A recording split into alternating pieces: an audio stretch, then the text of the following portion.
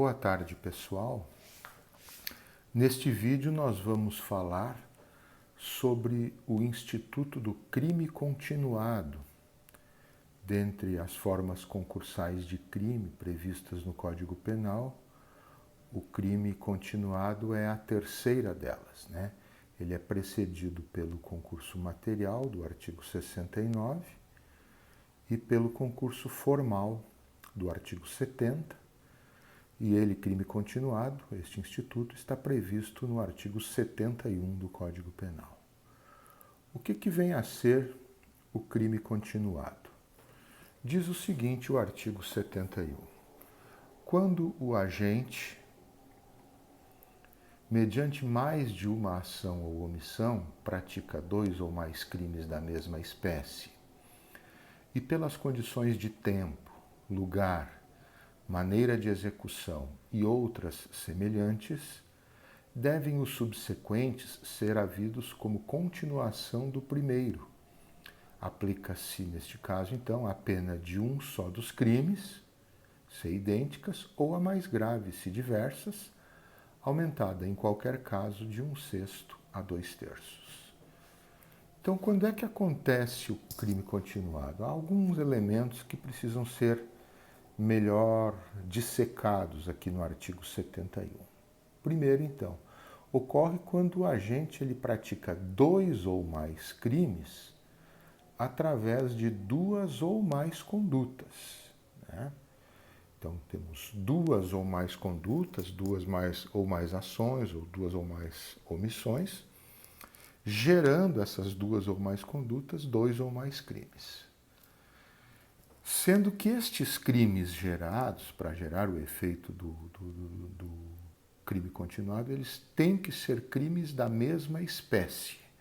A gente vai ver o que sejam crimes da mesma espécie logo na sequência, mas precisam ser crimes da mesma espécie. Mas também não basta isso, então tem que ter duas ou mais condutas, 2, 3, 4 condutas, gerando 2, 3, 4 crimes da mesma espécie. Mas as condições de tempo, de lugar, o modo de execução e outras variáveis devem indicar que os crimes subsequentes, quer dizer, a partir do segundo, sejam mera continuação daquele primeiro crime.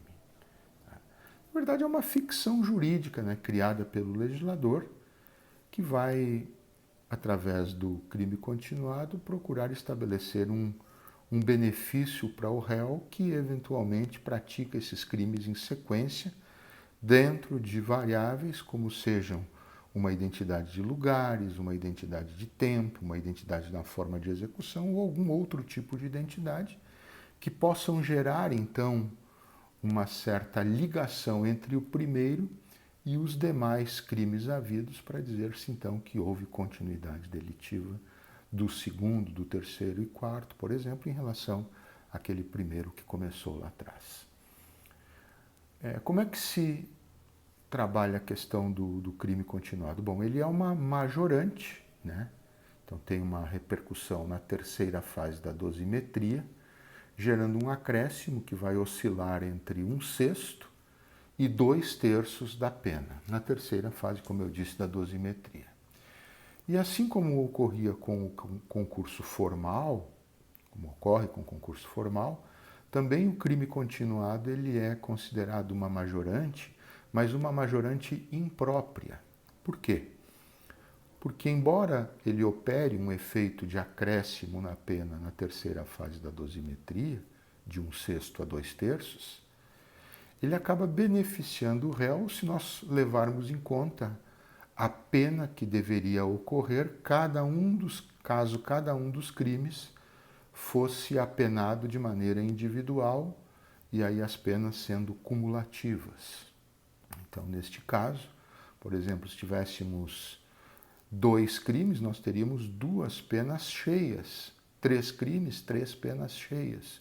4 crimes, 4 penas cheias, não fosse o crime continuado, né? Se fosse, por exemplo, em concurso material.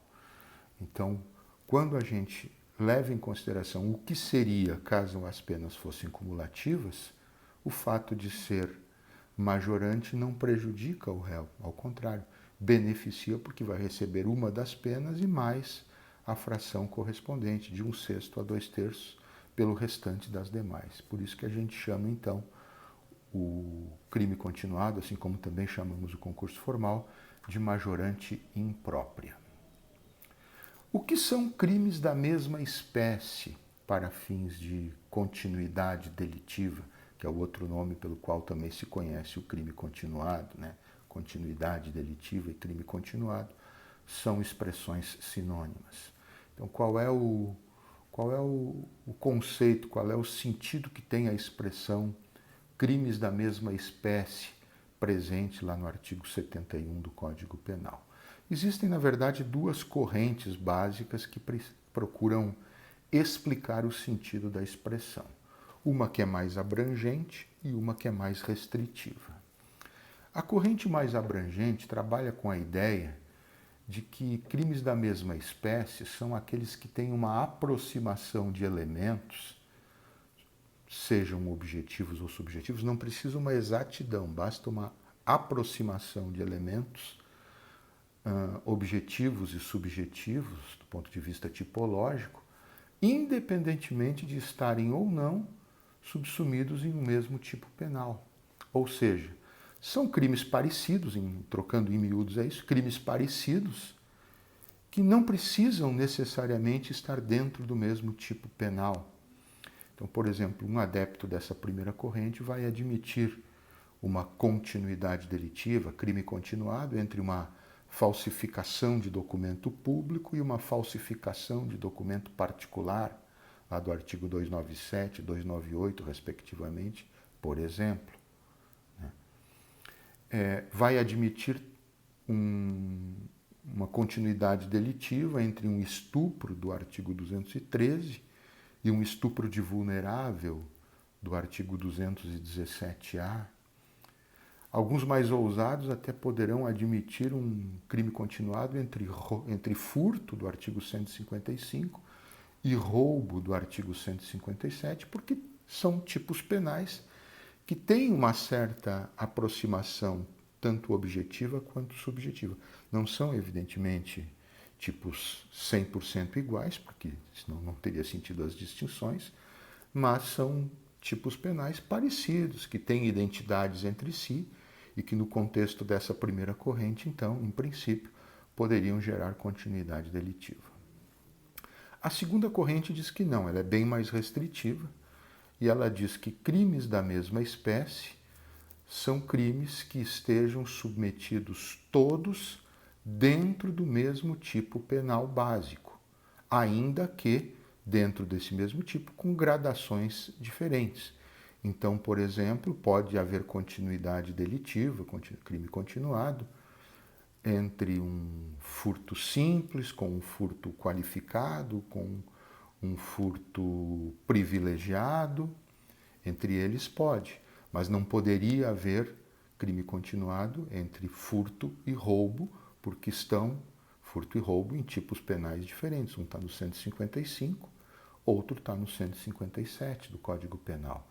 Então a segunda corrente ela é mais restritiva, ela diz não, pode haver crime continuado, mas desde que estejam todos os crimes praticados submetidos a um mesmo tipo penal, dentro de um mesmo tipo penal, ainda que dentro desse mesmo tipo com gradações punitivas diferentes. Nunca nos esquecendo, claro, que não basta que sejam crimes da mesma espécie, seja por uma corrente ou por outra, mas que as condições de tempo, de lugar, o modo de execução e outras devem indicar que os crimes subsequentes sejam mera continuidade daquele primeiro crime.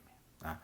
Então essas são as duas correntes, elas mais ou menos são equilibradas, talvez com uma breve supremacia da segunda sobre a primeira, né? Mas de qualquer forma elas mantêm aí um certo equilíbrio, tanto na doutrina quanto na jurisprudência. Existem posições para os dois lados, tanto para a corrente mais ampliativa, que trabalha com a ideia de aproximação dos elementos objetivos e subjetivos apenas, admitindo então a continuidade entre tipos penais diferentes, e a segunda corrente, que é mais restritiva, que trabalha com a ideia só de que crimes da mesma espécie são aqueles que estão dentro do mesmo tipo penal. São equilibradas as correntes, dá para dizer dessa forma. A questão da majoração. O artigo 71, no caput, prevê, então, que o acréscimo em função do crime continuado seja de 1/6 a 2/3 de pena. Qual é a base de cálculo para esse acréscimo, primeiramente? A base de cálculo vai da seguinte forma: se as penas forem iguais, uma só delas. Tá? Então nós teremos, o juiz pega uma das penas, se forem iguais, e usa ela como base de cálculo, e sobre ela vai aplicar entre 1/6 e 2/3, conforme os critérios que veremos na sequência. Se as penas forem diferentes, né, por exemplo, um furto qualificado e um furto simples, então, furto qualificado normal, lá do parágrafo 4º do artigo 155, nós temos de 2 a 8 anos, e no furto simples de 1 a 4. Então, pega-se para a base de cálculo aquela que é a mais grave das penas cominadas, no caso do exemplo, a do furto qualificado. E utiliza-se, então, a mais grave nesse caso como a base de cálculo para a incidência da fração de 1/6 a 2/3, correspondente ao crime continuado. Quanto à utilização da fração, que fração utilizar? Porque o legislador, né, no artigo 71 caput, ele fala entre 1/6 e 2/3. Então aí o critério normalmente mais recomendado é o critério do número de infrações. Né? Pega-se uma delas para a infração base, e aí as frações pega-se uma delas para a infração base, e depois as frações são aplicadas a partir de quantas adicionais a essa infração base nós temos. Então, se nós tivermos, por exemplo, uma infração a mais que a infração base, 2 no total, recomenda-se, em princípio, aplicar 1/6. Se tivermos 2 infrações a mais do que a infração base, 3 no total, 1/3. 3 infrações a mais que a infração base, 4 no total, 1/2, metade. E 4 infrações a mais, quer dizer, 5 infrações no total, então 2/3.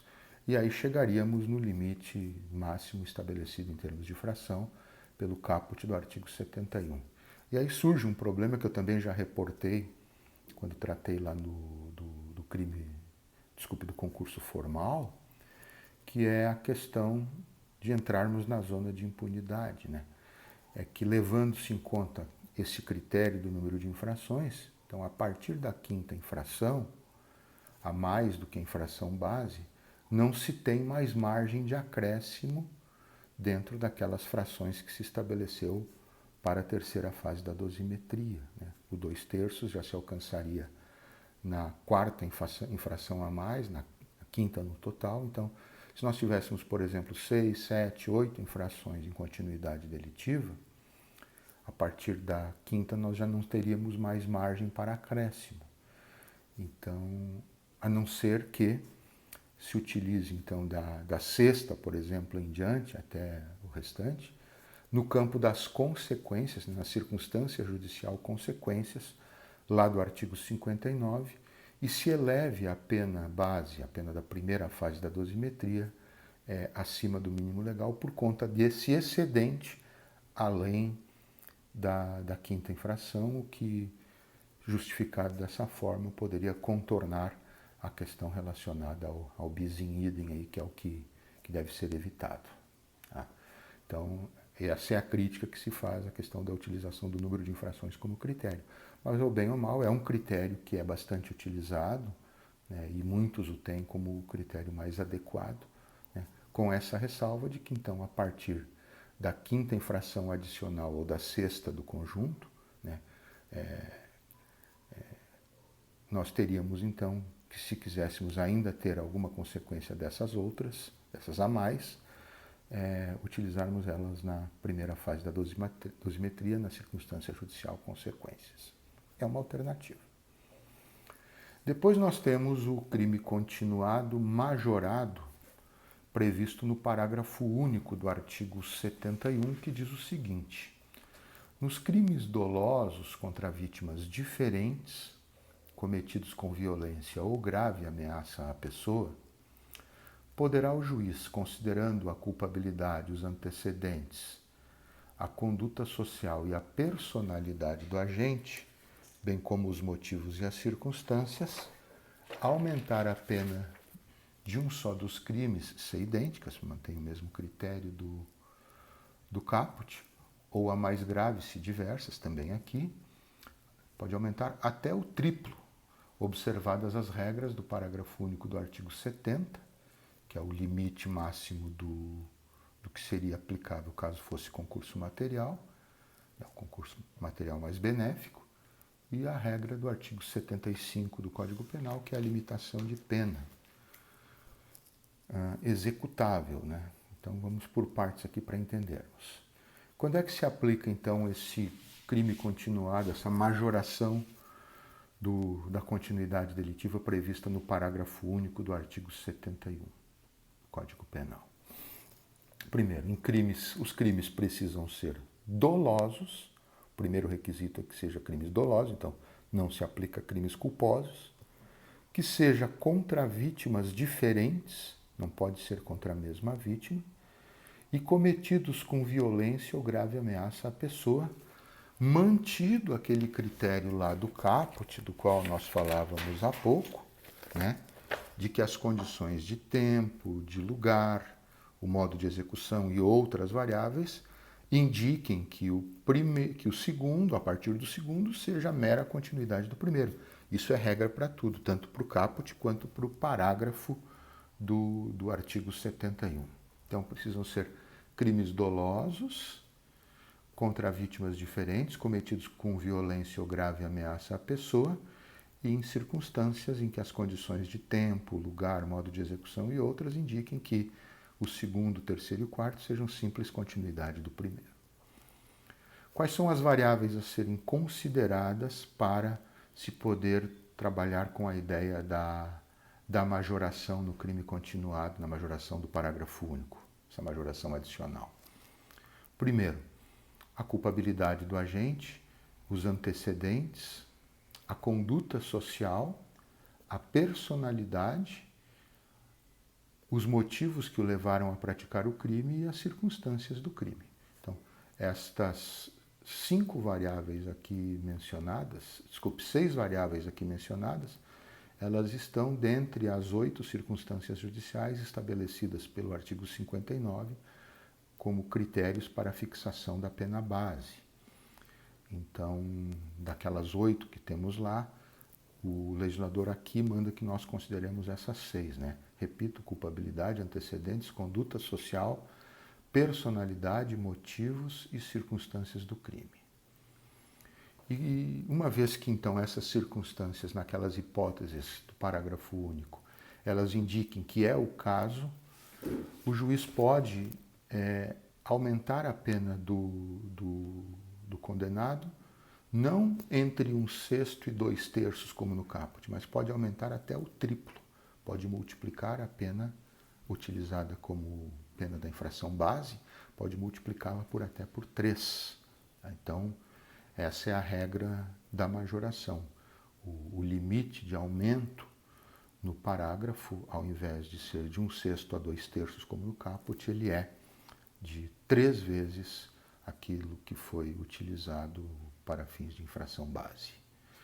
E, no entanto, como eu disse, né, fica estabelecido que o limite também do parágrafo único do 71, ele recebe aquela mesma restrição do concurso material mais benéfico prevista no parágrafo único do artigo 70, ou seja, né, pela aplicação do crime continuado majorado, não se pode ter uma pena que seria maior do que fosse a pena caso aplicada a hipótese de concurso material entre os crimes em continuidade. Então, o concurso material continua sendo o limite. E no campo execucional da pena também temos aí a limitação determinada pelo artigo 75, que está na remissão do parágrafo único do artigo 71, no sentido de que a execução ela deve ficar submetida ao limite máximo estabelecido pelo artigo 75 do Código Penal. Até o advento da Lei 13.964 de 19, que entrou em vigor agora em janeiro de 2020, o limite máximo executável era de 30 anos. E agora, com a Lei 13.964 e a alteração que ela produziu na regra do artigo 75 do Código Penal, então nós passamos para um limite executável de 40 anos. Né? Então, todos os fatos criminosos que forem cometidos a partir do início da vigência da nova redação do artigo 75 já sofrem o limite de 40 anos. Enfim, pessoal, então a continuidade delitiva, os principais aspectos são esses. Até o nosso próximo vídeo.